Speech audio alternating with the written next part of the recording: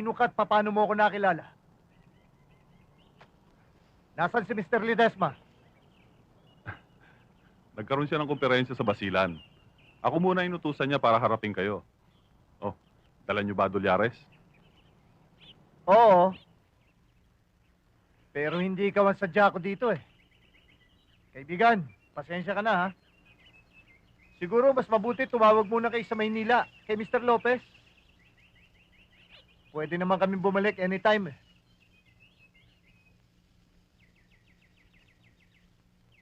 Paalam.